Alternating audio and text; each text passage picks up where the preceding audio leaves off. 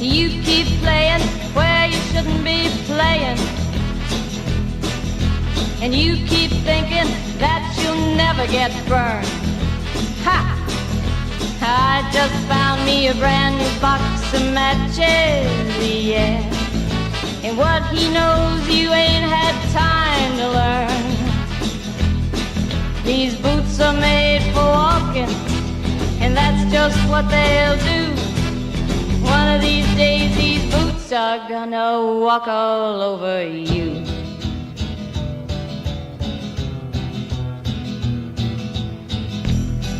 Are you ready, Boots?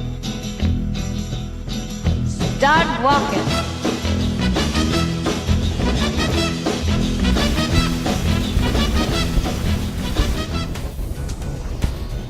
Olá, queridos telespectadores. Estamos nós aqui mais uma vez, eu, o Elibe, ao meu lado, o meu amigo eterno companheiro Carlos Campos, junto conosco hoje um excelentíssimo presença e figura do ramo do marketing, o ramo da literatura, meu amigo Denis. Como é que vocês estão? Tudo bem? Tranquilo? Sejam todos bem-vindos na nossa sala de cinema, também conhecido como estúdio cinematográfico do nosso Claquete em Cena, né? Melhor dizendo.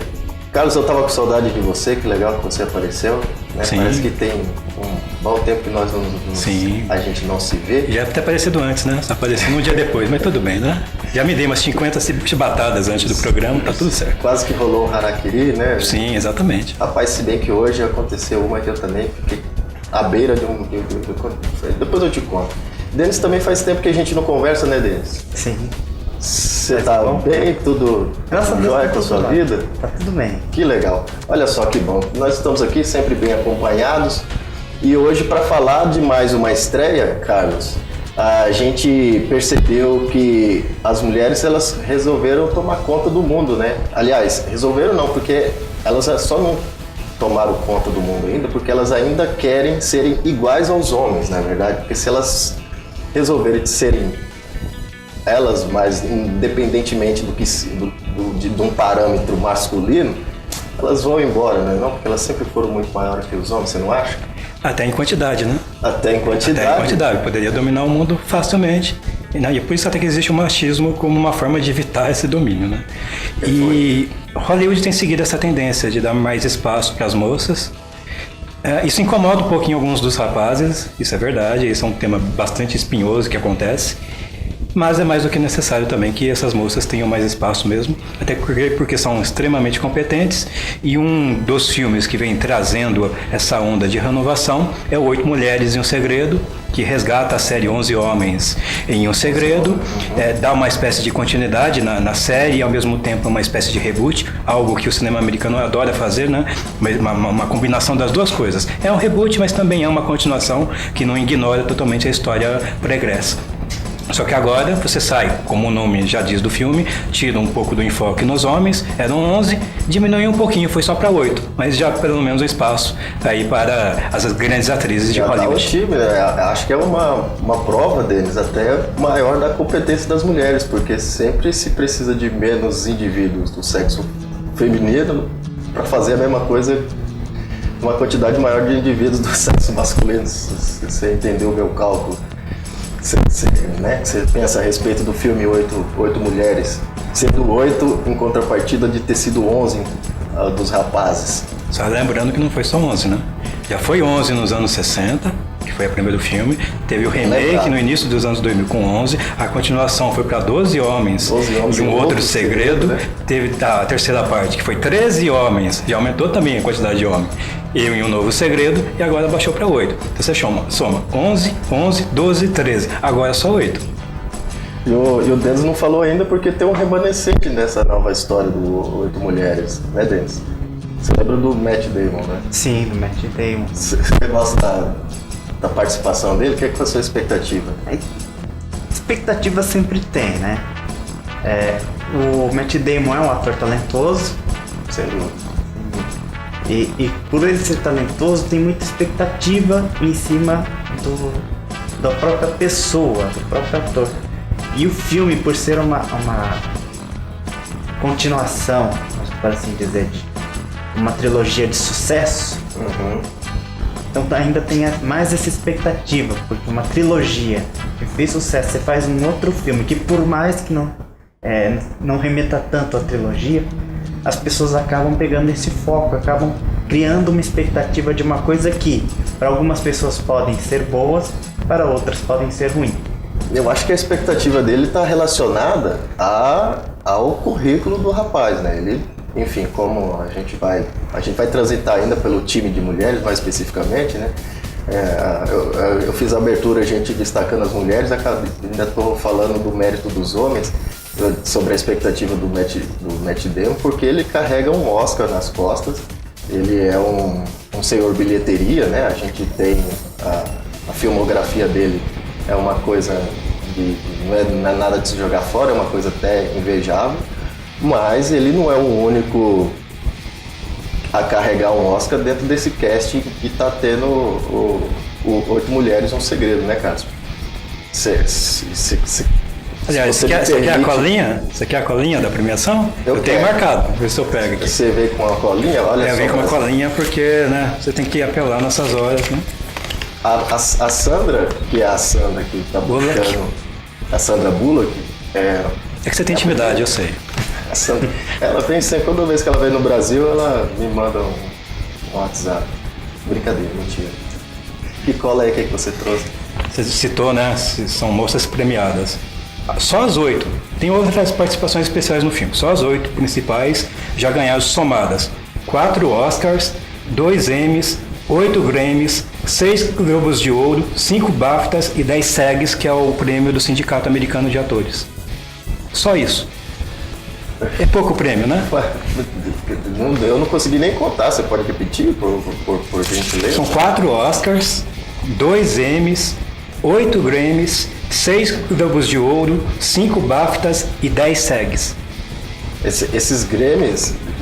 É porque tem a Rihanna, né? Então ela ajuda a trazer a parte da premiação musical pra coisa. Mas é pouco prêmio, né? Quase nada, né? Pra você... Quase que um Messi e um Cristiano Ronaldo somado...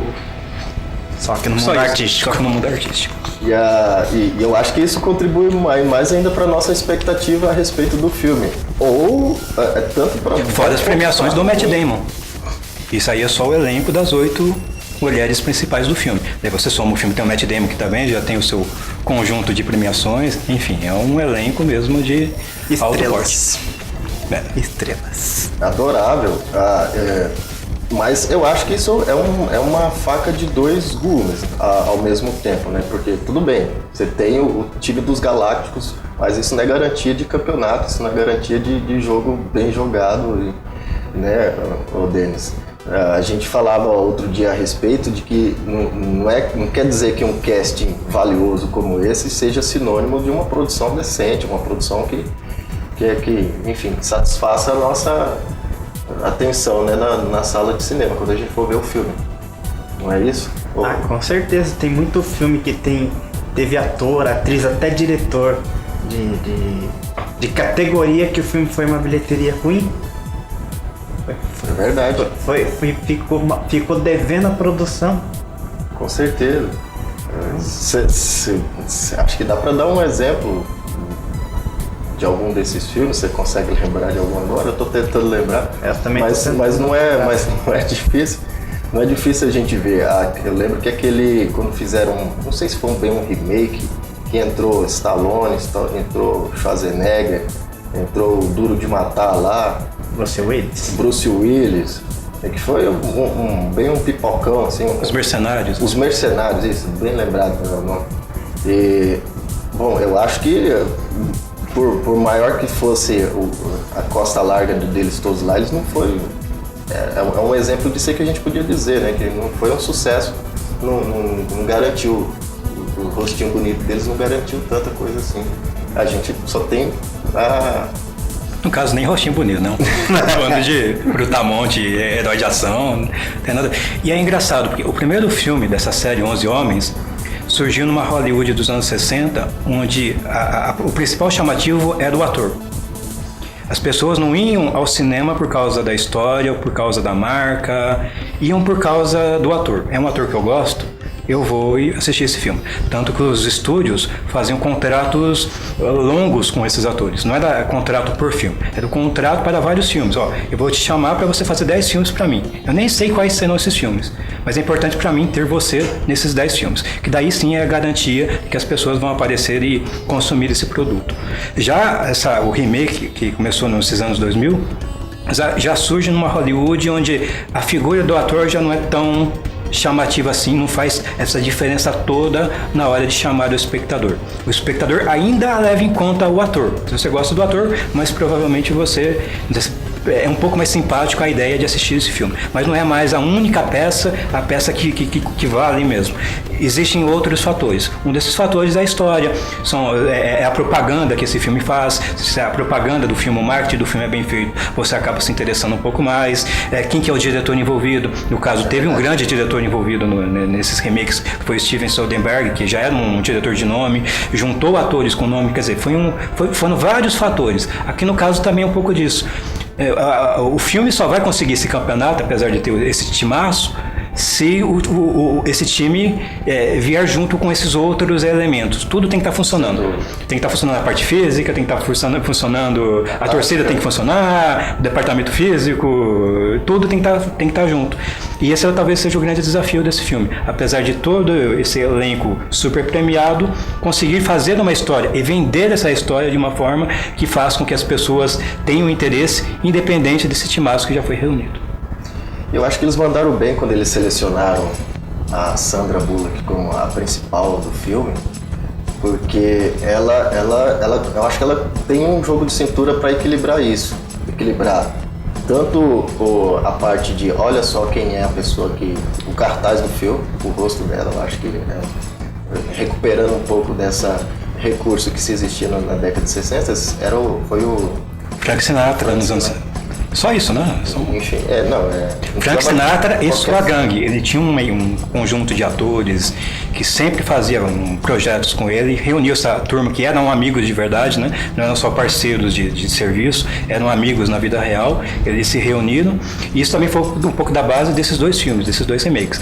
Você junta atores que têm essa competência, mas que também tem essa intimidade, né, nos bastidores, e aí a Sandra Bullock faz o meio de campo, já que a gente está fazando várias alusões ao futebol, ela que faz esse meio de campo, ela que distribui a bola. Parece uma mesa redonda isso aqui, rapaz. Parece, né? De vez em quando até parece. Ela que faz essa distribuição do jogo dentro e fora, né, da história. Né? Ela é produtora já de um bom tempo e é onde que eu queria chegar no pulo do gato para ser essa harmonia entre você ter uma literatura boa do filme, assim, uma narrativa boa do filme, a história é bacana e você ter os atletas competentes para poder executar o planejamento tático do jogo todinho, né? E ela sabe, por exemplo, Miss Simpatia, que foi um sucesso de bilheteria, que rendeu muita coisa para ela, tem a assinatura dela como produtora do filme, ou seja, tem a mão dela, a pegada dela atrás das câmeras, além dela ter sido a protagonista. E ela está trazendo isso porque acho que ela está assinando como produtora também nessa produção das 8 mulheres, né? E aí ela trouxe Kate Blanchett, ela trouxe, não sei se foi bem exatamente se foi ela que trouxe, né? Mas ajuda, né? Como eu disse, tem essa amizade fora do filme também, então ajuda. Anne Hathaway, Helena Bonham Carter, né? Enfim, é um time. Nossa, já pode assistir o filme? Não sei, nós estamos acabando o tempo, não. E conseguiu Helena Bonham Carter num filme que não é do Tim Burton. Que também é um grande feito. Uma outra coisa mais um motivo para irmos ao cinema, né? Helena, que não é um filme do Tim Burton, né? É impressionante. Eu não reconheço ela foda do filme do Tim Burton. Então, tô esperando ela aqui. Será que bruxaria que ela vai fazer, né? Imagino que várias, né? Com a Sandra Bullock, que também tem essa história. Mas você citou a questão dos bastidores, que ela faz esse meio de campo, ela ajuda nas coisas, ela é produtora, mas parte do filme também ter acontecido é o diretor do filme, que ele já tinha trabalhado com o próprio Soderbergh, ele fez Jogos Vorazes, recentemente. E o Soderbergh, até por amizade, dirigiu como as cenas de ação, foi diretor de segunda unidade para esse moço no Jogos Vorazes.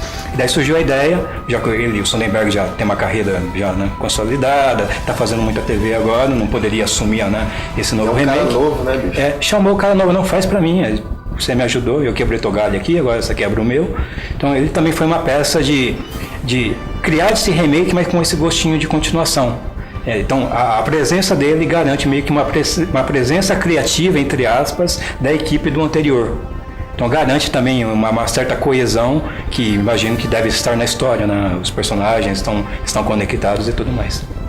Até onde eu sei, ela é uma versão, não é só uma versão feminina, é uma sequência da versão masculina, só que agora com as câmeras apontadas para as mulheres daquele universo de do que foi o filme 11 Homens e um Segredo, depois 12, depois 13. A gente pode, para ajudar os nossos espectadores gentis que nos acompanham sempre, a tentar fazer essa ligação da transição que está vindo do filme, né? A Sandra, que a gente estava falando, que ela é a Débora, né? Vai ser o nome dela como personagem. Ela tem um vínculo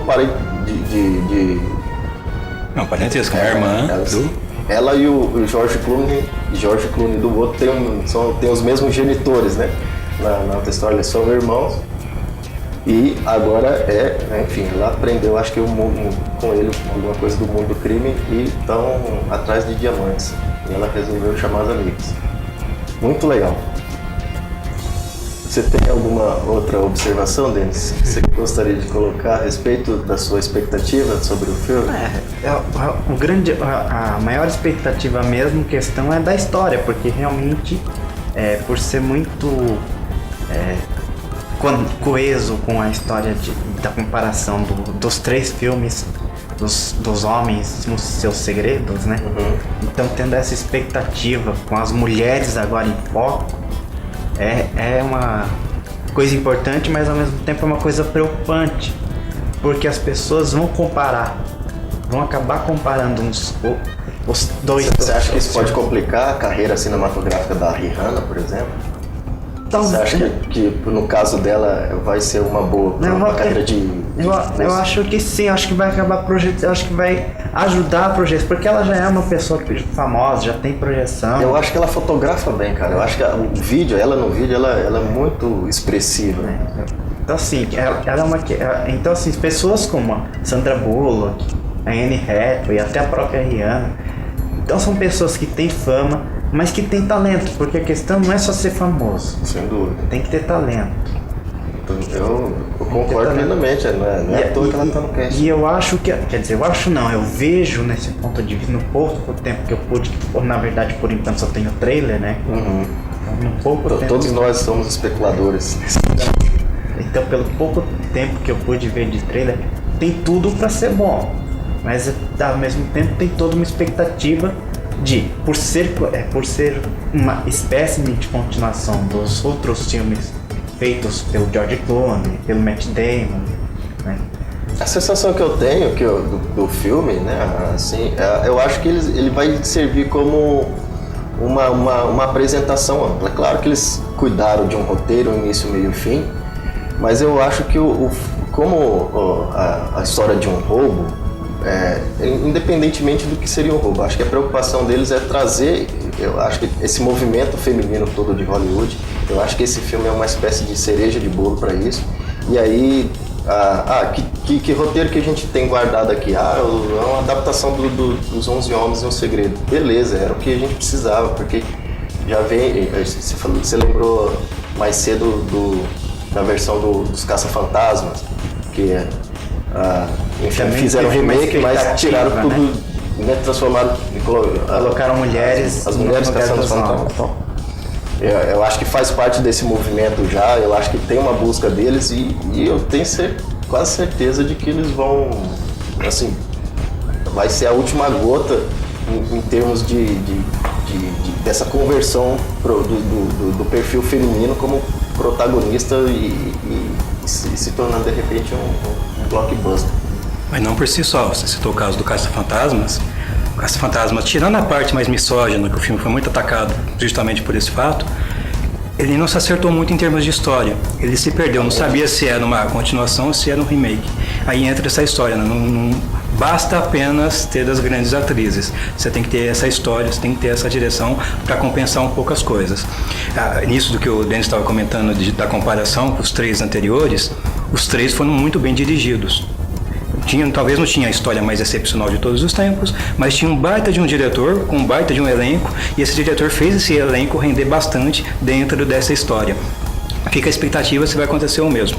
Filmes de roubo, já cheguei na ótica do próprio Hitchcock, ele tem uma característica bacana que sempre gera tensão. A tensão é quase que automática num filme de assalto, porque a todo momento a pessoa pode ser pega, pode ser descoberta.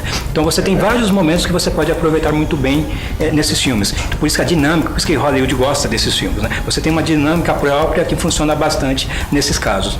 O Hitchcock até que cunhou uma frase que é o tal do MacGuffin. MacGuffin é que você citou, que seria, no caso, o objeto do roubo. Esse objeto, o MacGuffin, ele não importa muito em si. Ele é a desculpa para movimentar a história, como é o caso da Arca da Aliança no Indiana Jones. Você passa o filme todo de todo mundo tentando pegar essa arca. Aqui no caso é o produto sempre do roubo, né? O que esses anti-heróis querem roubar.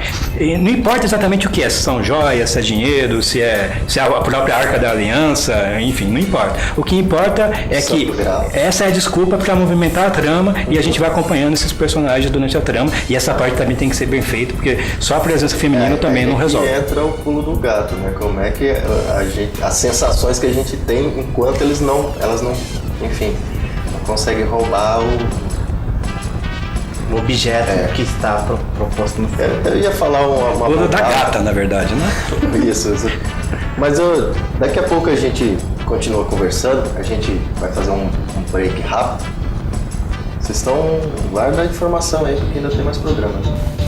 Daqui a pouco a gente volta. Um break rápido. Até mais. Are you ready, Boots? Start walking. Why do you need to do this?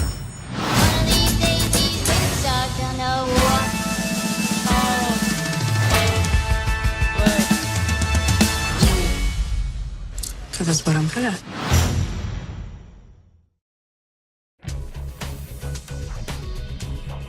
De volta com o nosso Claquete em Cena, eu, o Elibe, ao meu lado hoje, meu amigo Denis, junto com o Carlos Campos, nós aqui conversando sobre 8 Mulheres e um Segredo, um filme que estrela ninguém mais, ninguém menos do que Sandra Bullock, Cate Blanchett, a nossa eterna Hobbit. Ela não é Hobbit, ela é uma elfa. Galadriel, uma elfa? É uma elfa. Senhora Galadriel. Galadriel. Respeite. Desculpa. E ela já foi deusa da morte também, irmã do Thor, né? Nossa. Isso. Comentava a respeito do gênero desse tipo de filme de roubo e tal, independentemente do objeto, né? Curiosamente, não sei porquê, Cargas d'Água eles colocaram como objeto de anseio dessas mulheres um diamante, né? Uma joia, né? Que na verdade foi a desculpa para ter o evento de gala, para dar a chance de aparecer outras pessoas famosas e atores famosos, personalidades famosas durante esse evento. Essa foi a desculpa encontrada. No caso das joias, é a desculpa para que o roubo vai acontecer durante um grande evento de gala. Uhum. Daí você vai ter outras figuras aparecendo. E essa história, se você for pensar bem no evento de gala, é a Pantera Cor-de-Rosa, a joia em si, né? Exatamente. Aí também tem uma boa conexão. Pantera Cor-de-Rosa, a joia aqui. O objeto fica exposto à joia, o diamante rosa, chamado Pantera Cor-de-Rosa, e fica todo mundo com o objeto aquele exposto, e todo mundo fala um valor da joia, que agora a gente de cabeça não vou lembrar, mas são milhões e milhões de dólares. Quem é que não fica com vontade de roubar um negócio desse? Chama a atenção de qualquer ladrão. Ainda mais exposto para todo mundo ver. Parte da história é que cada uma das 8 tem um interesse diferente. Que aí é um pouco copiando os filmes passados também, né? Como você tem vários protagonistas, cada protagonista entra nessa história com uma expectativa um pouco diferente, né?